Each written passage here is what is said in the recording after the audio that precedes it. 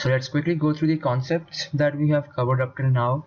In the first lecture, we learned how to declare variables. For example, int a is equal to 10, int b is equal to 20, int c is equal to 30. Then we learned some of the operations that we can perform on these variables. For example, int sum is equal to a plus b, int difference is equal to c minus b, int say int d is equal to 2, or int d is equal to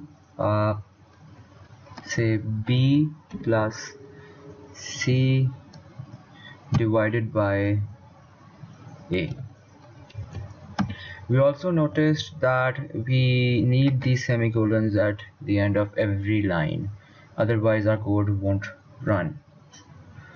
So then we learned how to use the if statements.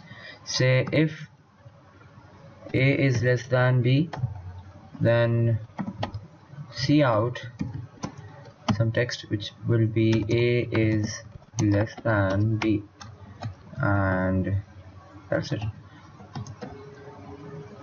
Else if a is greater than b, then what I want my code to do is print out the value of a. So I'll say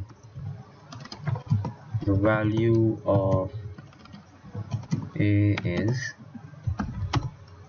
then the variable a. Else what I want my code to do is simply cout the let's say the value of d. Since everything is wrong, I want the value of d to be printed. So I write something everything else is wrong, value of d is value of d, and enter. So let's run the code and check what the output is. First, let's see what our output should be. So my value of a is 10, the value of b is 20. My first condition says if a is less than b, which in this condition it is, my system should print out a is less than b. Let's run this code. Okay, else if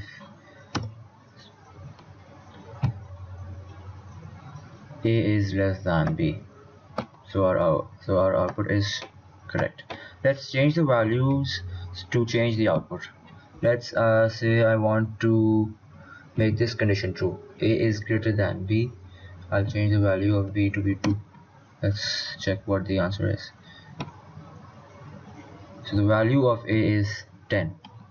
The value of a is 10. Let me change the values again to make this statement true, the else. So a is less than b, a is greater than b.